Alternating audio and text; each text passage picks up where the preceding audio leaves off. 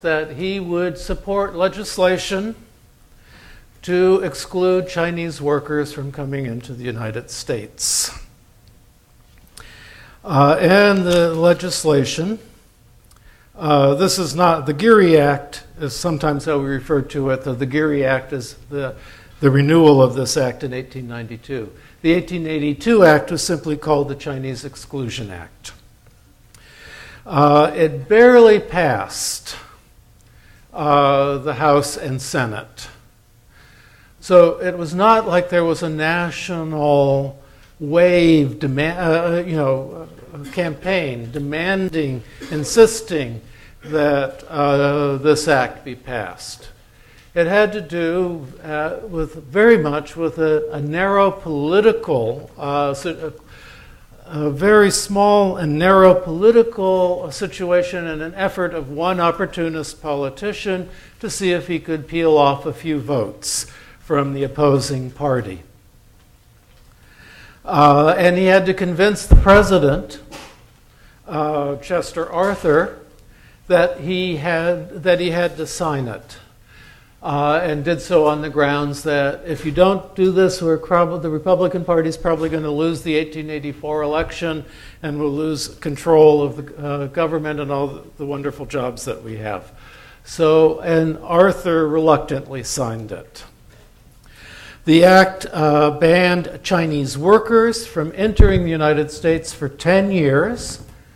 It was had a defined period. It was renewed in 1892 for another 10 years, and that's the Geary Act.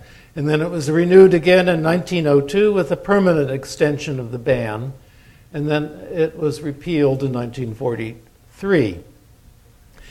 In addition to banning immigration of Chinese workers or entry of Chinese workers, it prohibited the entry of criminals, paupers, and the insane. This was the first act that limited the entry of any groups. Of course, the Chinese government was very upset with the passage of this act. And the identification of Chinese with criminals, paupers, and the insane. Chinese merchants and students were allowed entry, as were Chinese born in the United States or Chinese who had previously been resident in the United States who had left the country. The Border Patrol began to require photographic documentation from all Chinese trying to enter the country, along with letters establishing relationships. It was a very elaborate process. People had to bring family pictures from home, either in the United States or in China. And people in these pictures and in the immigration process generally attempted to dress very well so that they could make a credible claim for exempt status. That is, they had wealth and education and therefore they weren't workers. And you might bring letters from your American or Chinese patrons. And you also might bring a sequence of pictures showing the person over a period of time in order to establish your claim to get into this country. The Chinese community and the Chinese government collaborated in circumventing the restrictive nature of the law. That there were complicated patterns of resistance that led the Immigration Service to report in 1892 during the discussion of the renewal of the Chinese exclusion provision that they had no way at all of enforcing the law. It was just hit and miss. There was no way of knowing, for them to know who was truly ineligible for admission. They had set up a lengthy interview process with questions intended to ensnare fraudulent claims. They began to develop requirements for more supporting letters. And they would incarcerate people on Angel Island in the middle of the bay by Marin County while waiting for the response. But in the end, the Immigration Service was arguing that you have to do something to clarify the law. We have no way of making it work. That it was not, in fact, leading to exclusion, but simply causing trouble for everybody. Their critics in Congress claim the Immigration Service, like any government agency, just wanted to get more money, higher budget so they could hire more people. Immigration from China continued throughout this period, but slowed down, in part because the immigration from China had been closely related to the Taiping Rebellion, a war that had been fought, one that probably, I think some people say it's the bloodiest war fought in the 19th century, with some 40 million casualties that had been. Pei-Ting, do you remember the relative dates of the type? I think of like 1850 to 1875 or something. So it was a very long war in which it was very dangerous to remain in China, probably particularly for men of military age. So there was a push for immigration. The majority of Chinese immigrants went to Southeast Asia, but there was plenty of people who came to the United States. By the time that the Chinese Exclusion Act was passed in 1882, China had the war was over, and China was in a rebuilding phase. So there was probably a lot of factors keeping people in China as well.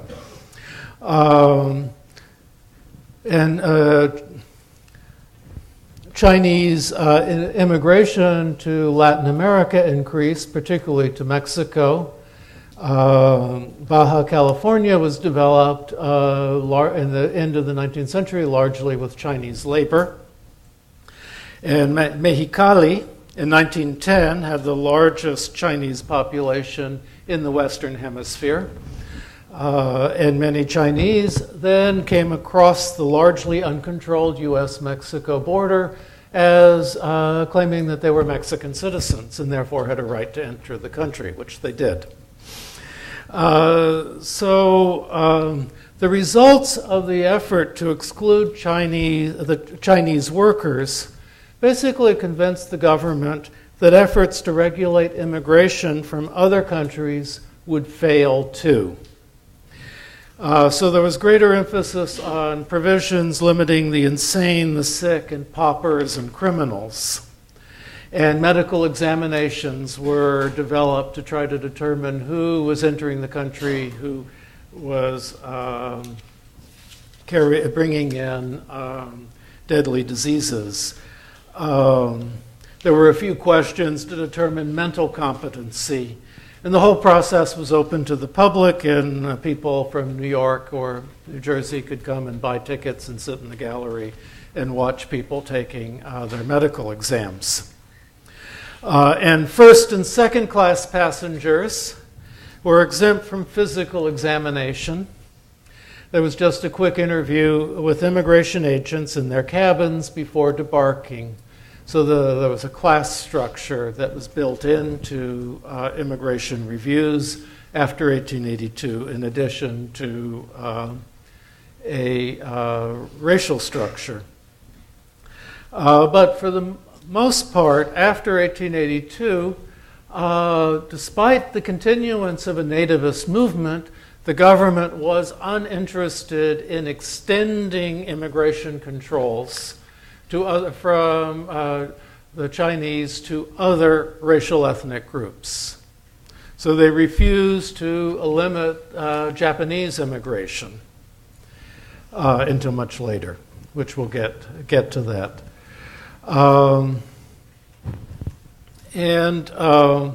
So I think for the most part, but the Chinese Exclusion Act set a model for the whole entire nation in which race became a determining factor in your access to rights, to basic human rights.